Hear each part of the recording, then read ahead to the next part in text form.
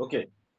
And जो दूसरा हमारा क्यूब है, जिसकी जो साइड है, उसकी साइड या एजेस जो आप कह सकते हो, एजेस कह हो, ठीक है, ये 4 सेंटीमीटर का है। ठीक है, तो हमें ये बताना है 4 सेंटीमीटर एजेस का कितने क्यूब्स होंगे जो इस क्यूबॉइड से बनेंगे। तो चलो, क्या करना होगा, number of cubes equals to volume of cuboid upon volume of cube. और वॉल्यूम ऑफ क्यूबॉइड यानी 36, 32, 25, और ये 4, 4, 4। ठीक है, ओके, क्लियर। अब देखो, 4 से हमने इसे कट कर लिया 9 टाइम्स, एंड 4 से इसे कट कर लिया 8 टाइम्स, 4 से इसे भी कट कर लिया 2 टाइम्स। ठीक है, तो हमारा आंसर कितना आ रहा है, 450। 450, 450 क्यूब्स बनाए जाएंगे इससे। ठीक है क्लास, क्लियर है। अब चलो, अब वो पूछ रहा है कि अब उन पे करनी है सिल्वर कोटिंग। ठीक है, तो उसकी कॉस्ट क्या होगी।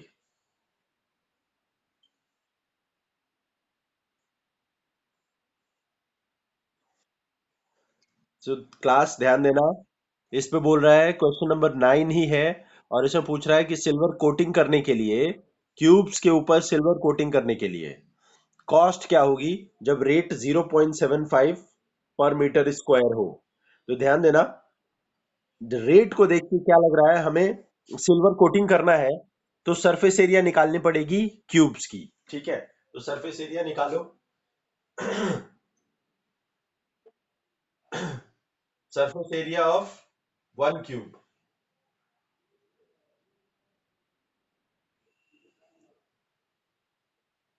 Is equal to 6 into 4 square.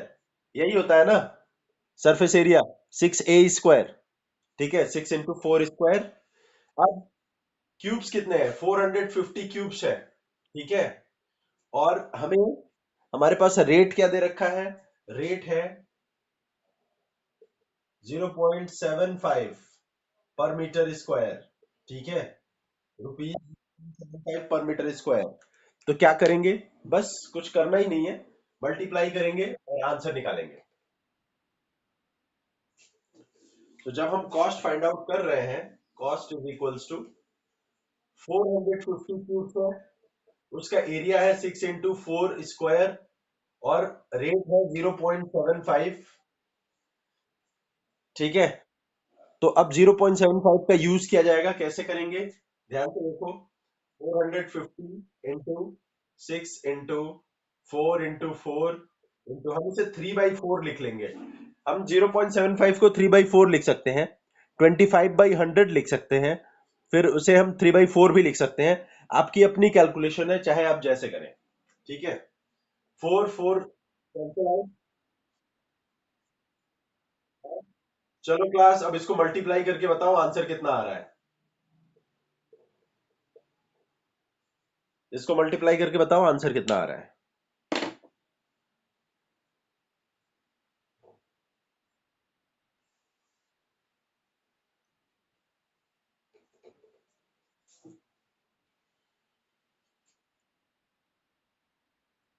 Yes, 32400, यानी 32,400 रुपीज कॉस्ट लगेगी अगर हमें सिल्वर कोटिंग करना होगा तो। चलो, ये हो गया हमारा क्वेश्चन नंबर 9। फिलहाल उस क्वेश्चन नंबर 10 में जो चीज गिवन है, मैं उसकी एक वो बता दे रहा हूं आपको। देखो, जैसे ये रेक्टेंगुलर शीट है, ध्यान देना, रेक्टेंगुलर शीट, और जब इसकी लेंथ है 15 और इसकी लेंथ है 10।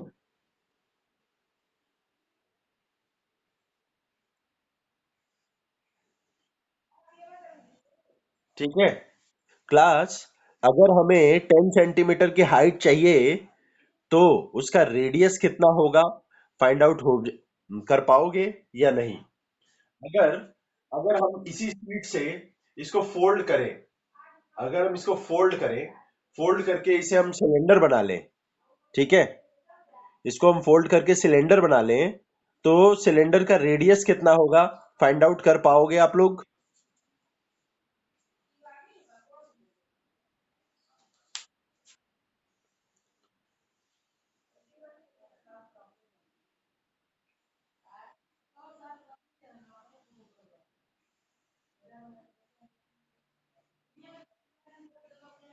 बोलो क्लास, कोई कुछ नहीं बोल रहा है।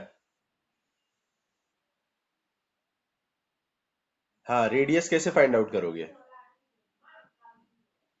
अगर हमें 10 सेंटीमीटर की हाइट चाहिए, इस शीट को फोल्ड करके, इसको फोल्ड करना है हमें, इसको फोल्ड करके, और हमें 10 सेंटीमीटर की हाइट चाहिए, एक ऐसा सिलेंडर बनाना है जिसकी हाइट 10 सेंटीमीटर हो, तो उसका रेडियस कितना होगा फाइंड आउट कर पाओगे आप?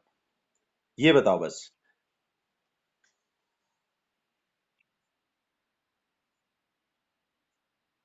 नो।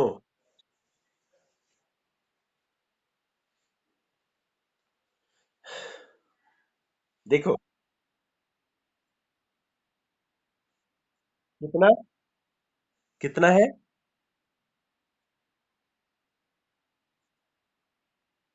यस, 15 सेंटीमीटर उसके बेस सर्कल का सरकमफेरेंस है। जब हम इसको जब हम इसको वो कर देंगे, फोल्ड कर देंगे, तो इससे बना सिलेंडर ऐसा बनेगा, ठीक है। ऊपर वाला तो फोल्ड हो गया, तो ये पूरा जो है वो 15 सेंटीमीटर है, ठीक है। ऊपर जो गोल वाला आपको दिख रहा है और नीचे गोल वाला, वो पूरा कितना है? 15 सेंटीमीटर है। वो क्या है? वो सरकमफेरेंस। सरकमफेरेंस का फॉर्मूला क्या होता है? 2 पाई आर, ठीक है। तो अगर आपको दे दिया किसी ने कि ये 15 है, तो आप निकाल लोगे बड़े आराम से, ठीक है। बड़े आराम से आप इसको कैलकुलेट कर लोगे। कैसे करोगे? देखो, 15 is equals to 2 pi R, R is equals to 15 upon 2 pi, ठीक है। अगर और कैलकुलेशन देखना चाहते हो तो 15 into 7 by 2 into 2 pi, 2 into 22, ठीक है। तो आप इसे कैलकुलेट करके रेडियस आराम से निकाल लोगे। तो मेरा सिर्फ बताने का मतलब ये है, अगर हम इसे फोल्ड करेंगे, तो ये जो गोल वाला पोर्शन बनेगा, ये यही होगा, इसका लेंथ, ठीक है। और अगर हमें हाइट 15 सेंटीमीटर चाहिए, तो रेडियस कैसे निकलेगा? कौन एक्सप्लेन करेगा?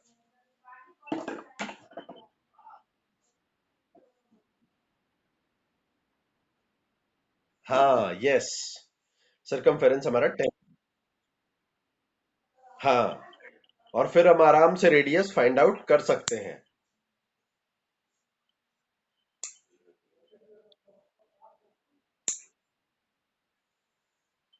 तो क्वेश्चन नंबर 10 में आपका यही है, ठीक है, और कुछ खास नहीं है। क्वेश्चन नंबर 10 एक बार देखने की कोशिश करें, मैं आपको बता रहा हूं, उसमें से डाटा उठा लेते हैं क्या क्या है। क्वेश्चन नंबर 10 में हमें कर्व सरफेस एरिया दे रखी है, और वो ऐसे कट किया जा रहा है कि it is cut along its height and formed a rectangular sheet of width 25 centimetre, ठीक है। जब इस सिलेंडर को हम कट कर रहे हैं, कट करने के बाद एक रेक्टेंगुलर शीट बन रहा है जिसकी चौड़ाई 35 सेंटीमीटर की है, ठीक है क्लास।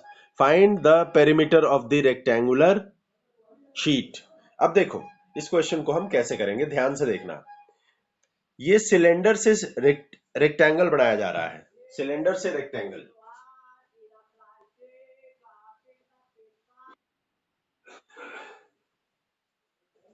अब मान लो कि ये इसकी हाइट है,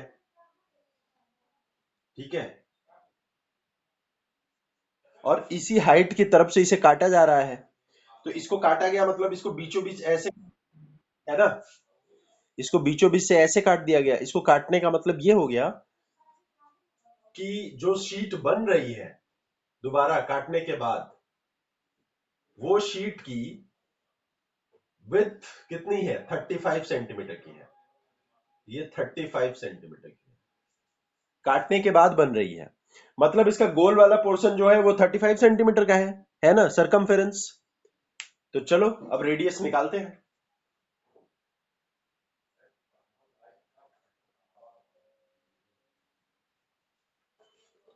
आई बात समझ में? तो अब रेडियस निकालते हैं। तो सी जो हमारा 2 पाई आर है वो गिवन है 35। तो R is equals to 35 × 7 upon 2 × 22। ठीक है। अब वैसे तो कुछ कटने वाला है नहीं, ठीक है, लेकिन चलो रेडियस यही हो गया हमारा 35 × 7 अपॉन 2 × 22। रेडियस यही हो गया। अब हमें क्या फाइंड आउट करना है? हमें फाइंड आउट क्या करना है, इसकी हेल्प से हम निकालेंगे हाइट। ठीक है। वॉल्यूम कर्व सरफेस एरिया दे रखी है C S A is equals to 4375। ठीक है। और इसका फॉर्मूला होता है 2 pi R H. 2 pi R H, ठीक है, इज इक्वल्स टू 4375। ध्यान से देखना, 2 पाई आर की वैल्यू दे रखी है, H is equals to 4375 upon 35। 2 pi R की वैल्यू दे रखी है, h is equals to 4375 upon 35। अब कट करके बताओ कितना आ रहा है। 1 टाइम्स 87, 2 टाइम्स 175, 5 टाइम्स। ठीक है क्लास, 125 आ रहा है क्या? कैलकुलेट करके बताओ तो।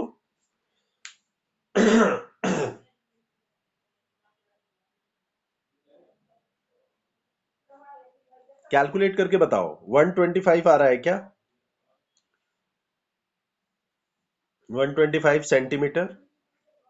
और अब चलो ये हाइट हमारी फाइंड आउट हो गई, तो अब हमें करना नहीं है। एग्जैक्टली exactly, हमें रेडियस निकालने की जरूरत ही नहीं थी। रेडियस फाइंड आउट करने की जरूरत नहीं थी, हम नहीं निकालेंगे रेडियस।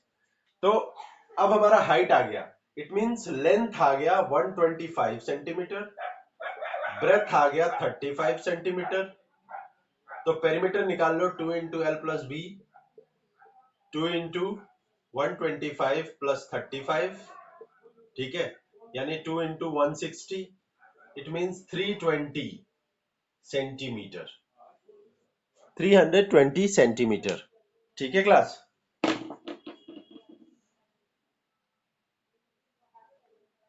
हाइट कितनी है? 1.2 मीटर। आप इसको क्या लिख सकते हो, 120 सेंटीमीटर। ठीक है। अब एक काम करते हैं, अब इसका हम कर्व सरफेस एरिया निकाल लेते हैं, क्योंकि इसका कर्व सरफेस एरिया यानी कि कर्व सरफेस एरिया यानी कि ये वाला पोर्शन, ये, ठीक है, ये वाला पोर्शन ही रोड रोलर का काम करेगा। ठीक है, यही इसके ऊपर घूमेगा ऐसे। ठीक, तो हमें इसकी निकालने की जरूरत पड़ेगी कर्व सरफेस एरिया। तो curve surface area find out करो, सी एस से 2 pi R H, 2 × 22/7 are 5 H 120। ठीक है। अगर आप कैलकुलेट करना चाहो तो आप कैलकुलेट कर लो, 7 से 5। ठीक है, 5 × 2 = 10। ये कितना हो गया, 24, 26400।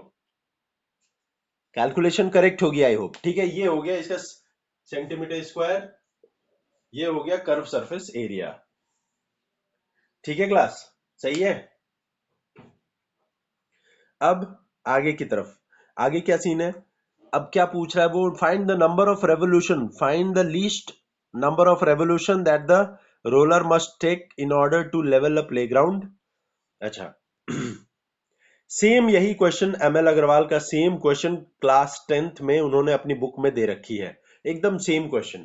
ठीक है, तो इस रोलर से जिस फील्ड को लेवल करना है उसकी लेंथ और ब्रेथ दे रखी है 120 और 44। ठीक है, 120 और 44।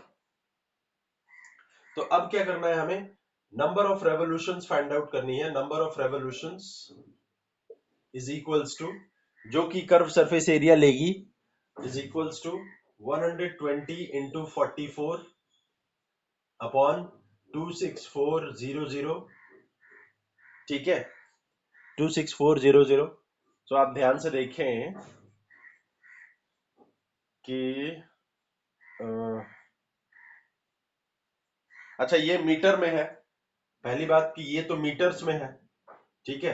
तो ये मीटर में है, तो एक काम कर लो कि इसको मीटर में नहीं, लेकिन इसको मीटर में कन्वर्ट कर, सेंटीमीटर में कन्वर्ट कर लो। इसको सेंटीमीटर में कन्वर्ट कर लो। अब अब ये पूरी तरीके से 120 इंटू 44 जो होगा वो इससे कैंसिल आउट हो जाएगा और बचेगा हमारा 5। ठीक है, तो 10,000 अपॉन 5 इट मींस 2,000। यानी कि वो रोलर 2,000 रेवोल्यूशंस लेगा प्लेग्राउंड को लेवल करने के लिए।